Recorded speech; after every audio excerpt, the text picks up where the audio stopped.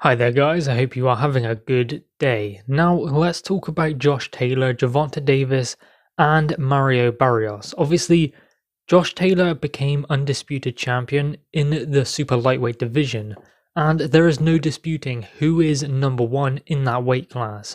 Now, of course, that has been cemented in one way by becoming undisputed, but also by beating top names in that division. So Taylor is renowned as number one, but Gervonta Davis will be taking on Barrios for the WBA regular title, which Josh Taylor has dubbed a Mickey Mouse title, claiming there's only one champion at light welterweight, and of course that is him.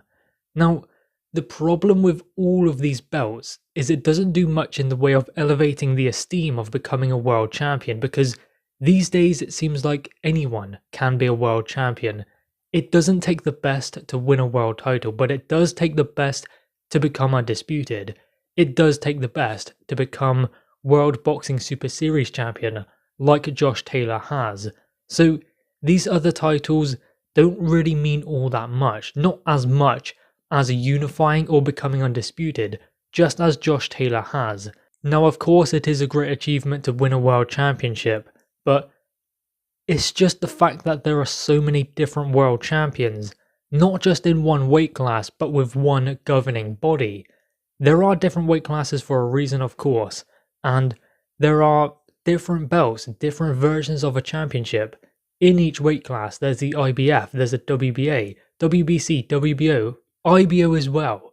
So there are so many different world championships. I mean, you don't really want to count the IBO at the moment because it is not renowned as a big major world championship belt, but aside from that, there are four. Now, there's not just four world championships, there is a WBC franchise belt, there is the WBA regular belt, and that can cause some problems because there is a situation down at lightweight with Teofimo Lopez. Is he undisputed or is he not? Does Devin Haney hold the WBC title, the one that Teofimo Lopez needs to win, in order to be considered as undisputed? I mean, those are the kind of problems that are created when different belts are created within separate governing bodies. Now, Josh Taylor is number one at super lightweight. There is no questioning that. There is no Teofimo Lopez situation with Devin Haney being WBC champion. The regular belt does not hold the esteem that the WBA Super Championship belt does hold. It's not a franchise situation because Josh Taylor is undisputed. That fight between him and Ramirez was for all of the belts, all of the marbles, to see who is number one. Now, of course, I guess there is one thing that this WBA regular situation does, and that means that Josh Taylor, if not for this situation, would have to probably fight a mandatory, so he would be fighting one of those two guys, and he already has a mandatory to deal with that he got a step aside for to go and face Jose Ramirez. Now that will be Jack Catterall, who did step aside to allow undisputed to happen.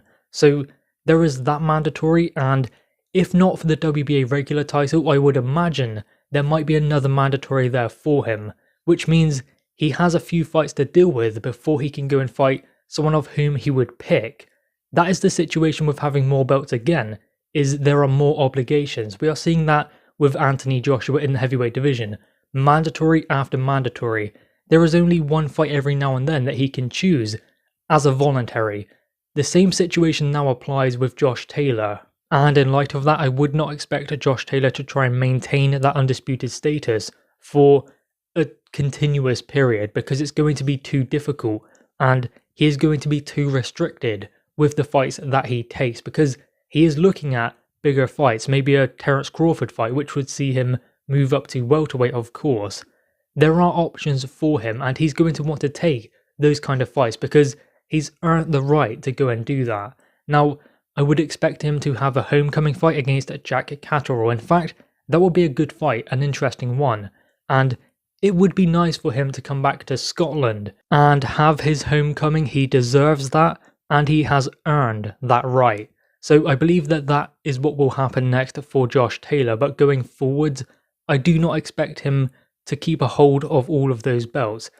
Win it, defend it, then I would imagine he will move on and perhaps move up.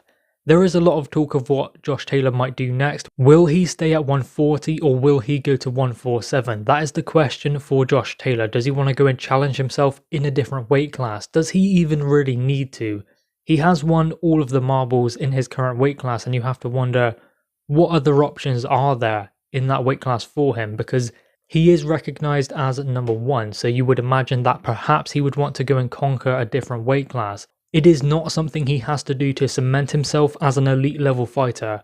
I believe he's already done that. I don't think he necessarily needs to go to 147 because he does need to conquer that division. I think that he should only go to that weight class if there is something on the table of which he can't really walk away from. Maybe a Terence Crawford fight, maybe something bigger in the welterweight division, but that decision lies with Josh Taylor and him alone. What does he want to do next? Because he's in the position to choose. Anyway, guys, what are your thoughts on this? Make sure you leave your thoughts in the comments below. Also leave a like and grab that subscribe button. Thanks, guys.